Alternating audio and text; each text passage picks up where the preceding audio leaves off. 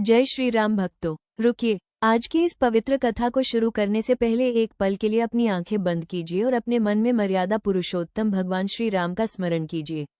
क्योंकि आज की यह कथा सिर्फ एक कहानी नहीं है, ये धर्म, मर्यादा और सत्य की वो दिव्य गाथा है जिसने पूरे संसार को जीवन जीने का सही मार्ग दिखाया।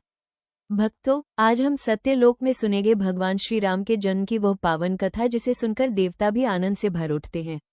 आज है राम नवमी, वो पवित्र दिन जब स्वयं भगवान विष्णु मानव रूप में अयोध्या नगरी में अवतरित हुए।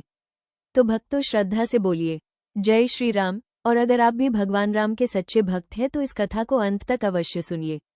बहुत समय पहले सरयू नदी के तट पर एक अत्यंत सुंदर और समृद्ध नगरी थी जिसका नाम था अयोध्या। अयोध्या का अर्थ होता है जिसे कोई युद्ध में जीत न सके। यह नगरी इतनी सुंदर थी कि देवता भी इसकी प्रशंसा करते थे।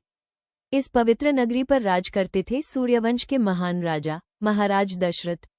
महाराज दशरथ बहुत पराक्रमी, न्यायप्रिय और धर्मात्मा राजा थे। उनकी प्रजा उनसे बहुत प्रेम करती थी क्योंकि वे हमेशा सत्य और धर्म के मार्ग पर चलते थे।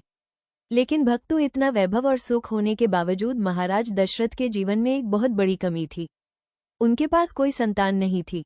समय बीतता गया लेकिन राजा दशरथ को पुत्र प्राप्ति नहीं हुई। राजा अक्सर सोचते थे, मेरे बाद इस विशाल राज्य का क्या होगा। उनकी 3 रानियां थीं, महारानी कौशल्या, महारानी कैकेयी और महारानी सुमित्रा। तीनों रानियां भी पुत्र प्राप्ति के लिए भगवान से प्रार्थना करती थीं। आखिरकार राजा दशरथ ने अपने गुरु महर्षि वशिष्ठ से सलाह ली। महर्षि वशिष्ठ ने कहा, राजन, आपको पुत्र प्राप्ति के लिए पवित्र पुत्र कामेष्टि यज्ञ करना होगा। महर्षि वशिष्ठ ने महान ऋषि ऋषिशृंग को बुलाया जो इस यज्ञ को संपन्न कराने वाले थे। अयोध्या नगरी में एक विशाल यज्ञ का आयोजन हुआ। चारों ओर वेद मंत्रों की गूंज होने लगी।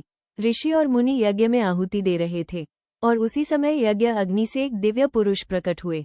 उनके हाथ में एक स्वर्ण पात्र था जिसमें दिव्य खीर भरी हुई थी। उन्होंने कहा, राजन, ये खीर अपनी रानियों को दीजिए, इससे आपको दिव्य पुत्र प्राप्त होंगे। राजा दशरथ अत्यंत प्रसन्न हुए। राजा दशरथ ने वो दिव्य खीर अपनी तीनों रानियों में बांट दी। सबसे पहले महारानी कौशल्या को दी गई, फिर महारानी कैकेयी को और अंत में महारानी सुमित्रा को। लेकिन एक अद्भुत घटना हुई। महारानी सुमित्रा ने अपना हिस्सा 2 बार प्राप्त किया और इसी कारण उन्हें 2 पुत्र प्राप्त हुए। समय बीता और वो पवित्र दिन आया जिसका पूरे संसार को इंतजार था। चैत्र मास की शुक्ल पक्ष की नवमी तिथि और मध्याह्न का समय। पूरा आकाश दिव्य प्रकाश से भर गया। देवताओं ने फूलों की वर्षा शुरू कर दी और उसी समय महारानी कौशल्या के गर्भ से एक दिव्य बालक का जन्म हुआ। वो कोई साधारण बालक नहीं थे, वे स्वयं भगवान विष्णु का अवतार मर्यादा पुरुषोत्तम श्री राम थे। अयोध्या नगरी में चारों ओर आनंद और उत्सव छा गया। महारानी कौशल्या से भगवान श्री राम का जन्म हुआ, महारानी कैकेयी से भरत जी का जन्म हुआ और महारानी सुमित्रा से लक्ष्मण जी और शत्रुघ्न जी का जन्म हुआ। चारों राजकुमार बहुत तेजस्वी और दिव्य थे। पूरा अयोध्या राज्य खुशी से झूम उठा। बालक राम बहुत ही शांत, विनम्र और करुणामय थे। वे हमेशा अपने भाइयों के साथ खेलते थे। लक्ष्मण जी तो राम जी से इतना प्रेम करते थे कि वे कभी उनसे अलग नहीं रहते थे। चारों भाई गुरुकुल में जाकर शास्त्र और शस्त्र की शिक्षा लेने लगे और देखते ही देखते वे सभी महान योद्धा बन गए। एक दिन महान ऋषि विश्वामित्र राजा दशरथ के दरबार में आए। उन्होंने कहा, राजन, मेरे यज्ञ को राक्षस बार बार नष्ट कर देते हैं। मुझे राम और लक्ष्मण की सहायता चाहिए। राजा दशरथ पहले चिंतित हुए क्योंकि राम अभी युवा थे। लेकिन गुरु वशिष्ठ ने कहा, राजन, राम कोई साधारण बालक नहीं है। और फिर राम और लक्ष्मण ऋषि विश्वामित्र के साथ वन की ओर चले गए। ताड़का वध वन में राम ने भयंकर राक्षसी ताड़का का वध किया। यह उनकी पहली बड़ी विजय थी।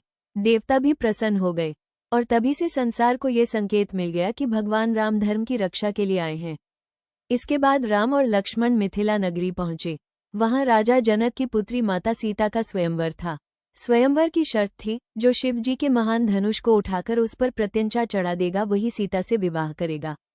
कई बड़े बड़े राजा आए लेकिन कोई भी धनुष को हिला तक नहीं सका। तभी राम आगे बढ़े। उन्होंने जैसे ही धनुष उठाया वो धनुष एक तेज आवाज के साथ टूट गया और पूरे सभा में जय श्री राम के नारे गूंज उठे। इसके बाद राम और सीता का विवाह हुआ। साथ ही लक्ष्मण का विवाह उर्मिला से, भरत का विवाह मांडवी से और शत्रुघ्न का विवाह श्रुतकीर्ति से हुआ। यह विवाह इतना भव्य था कि देवता भी इसे देखने आए।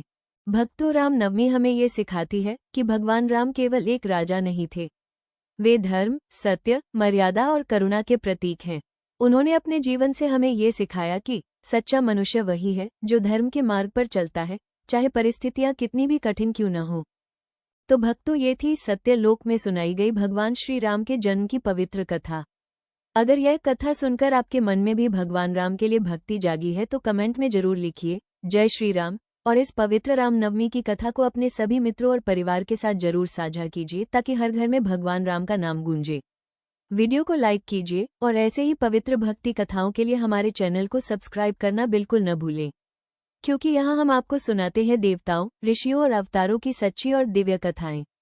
अंत में सभी भक्तों के लिए एक बार फिर से बोलिए जय श्री राम।